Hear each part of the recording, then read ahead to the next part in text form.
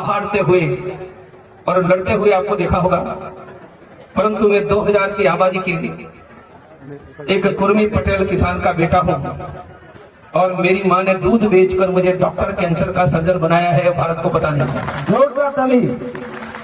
10 साल की उम्र थी, मैं चौथी कक्षा में था। गांव में मां को कहा कि डॉक्टर बनना है। गांव में 4 कक्षा के बाद स्कूल नहीं थी।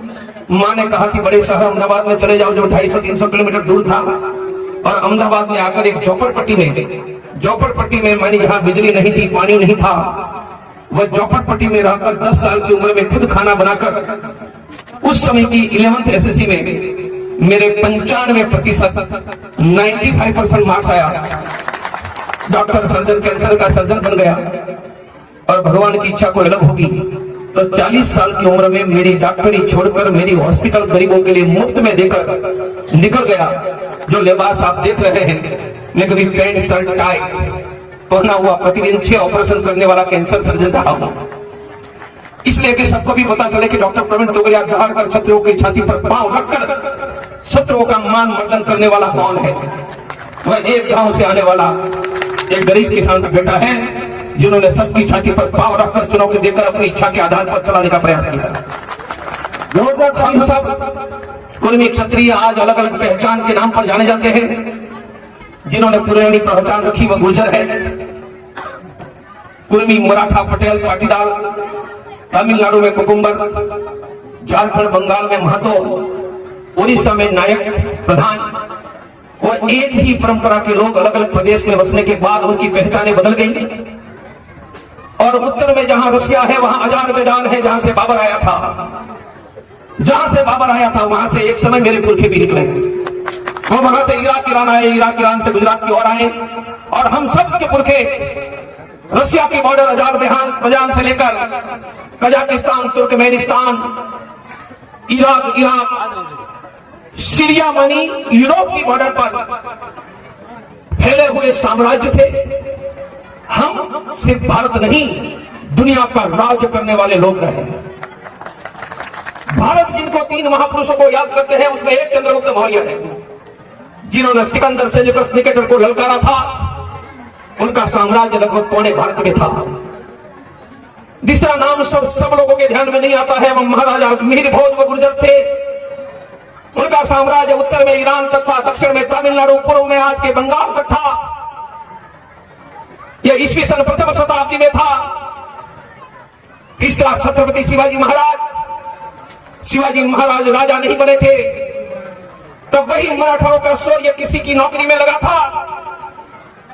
शिवाजी ने वह सपना दिखाया, हम लोगों की नौकरी गुलामी नहीं करेंगे, हम राजा बनकर लोगों को गुलाम बनाएंगे। जो दूसरों की नौकरी करते थे वह शिवाजी महाराज स्वयं छत्रपति बन गए। लोग बनाने के लिए तैयार नहीं थे, अभिषेक करने के लिए तैयार नहीं थे, वो बन गए। और फिर जो हमारी तलवारें चली वो उड़ीसा के कटक से लेकर अफगानिस्तान तक तलवार चली। और 1757 में यही दिल्ली में मुगल सम्राट को पराजित करके उनकी छाती पर हाथ रखकर हमारी तलवार यहां चली थी। जोरदार ताली होनी चाहिए। शिवाजी के बाद बहुत बड़ा पराक्रम सरदार पटेल ने किया। हैदराबाद के निजाम ने यही दिल्ली में आकर पटेल को कहा कि मैं पाकिस्तान को जाकर मिलूंगा और मेरा नाम लिया तो लोगों को काट कर फेंक दूंगा। हैदराबाद के निजाम ने कहा कि मेरा नाम लिया तो काट कर लोगों को फेंक दूंगा।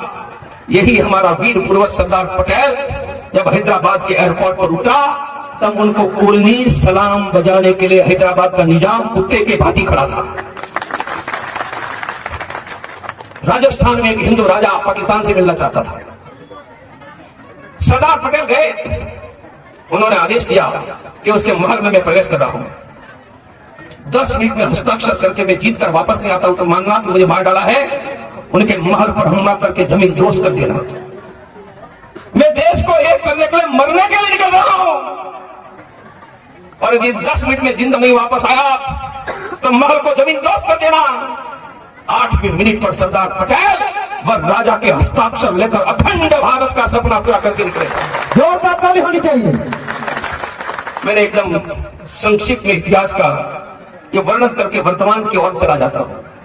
इतिहास हमें प्रेरणा देता है, इतिहास हमसे हमारा पेट नहीं भरता है, हमें गौरव मिलता है।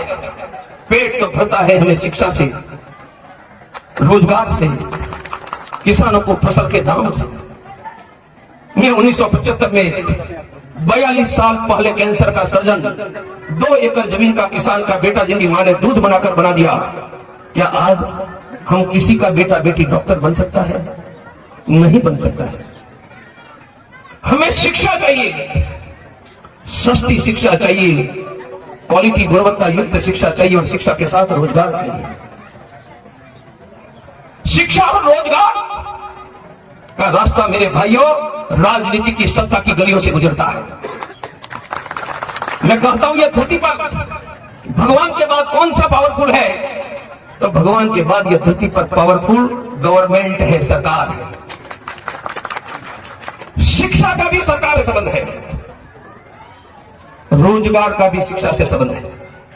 हो सकता है कि कोई एक चीफ मिनिस्टर बनेगा, कोई प्राइम मिनिस्टर बनेगा, सब तो नहीं बन सकते हैं, परंतु उनके कारण जो शिफ्ट आता है वह शिक्षा और रोजगार में इतना शिफ्ट आता है, करोड़ों लोगों के घरों में उजाला आ जाएगा, करोड़ों का बेटा बेटियों को शिक्षा और रोजगार मिलेगा।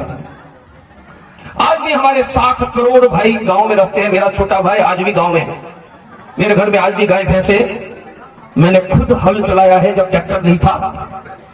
गांव में हमारे भाइयों की स्थिति क्या है? 12 लाख करोड़ रुपयों का कर्ज है, 12 लाख करोड़ रुपयों का।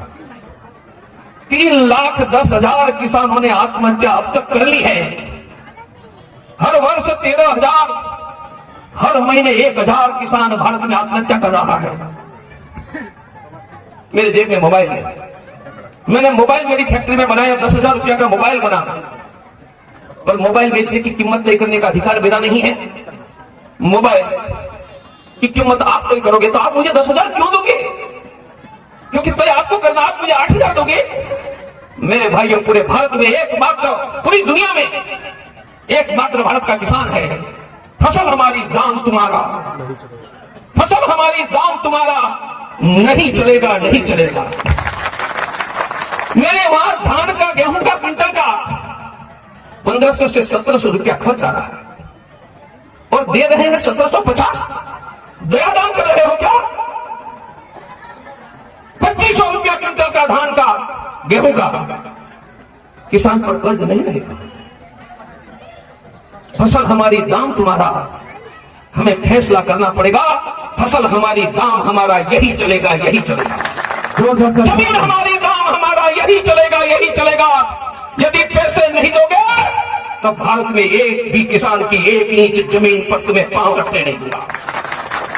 अभी मिर्जापुर, यूपी मिर्जापुर के किसानों ने बुलाया था। 12,000 एकड़ जमीन सरकार ने कब्जे की है।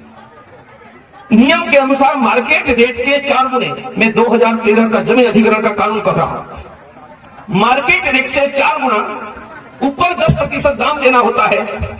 1 एकड़ पर मिर्जापुर के किसान को 7.5 करोड़ देना है, और ये कमीने कुत्ते 50 लाख रुपया दे रहे हैं। कहां 7.5 करोड़, कहां 50 लाख?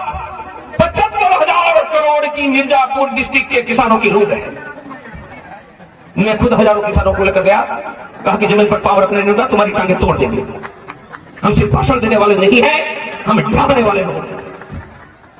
मुझे ज्यादा किसान पर नहीं जाना है, पर इतना ही कहना है कि जब तक किसान यह देश का कर्ज से मुक्त नहीं होगा, फसल का दाम नहीं होगा, यह कुर्मी क्षत्रिय समाज सुखी नहीं होगा।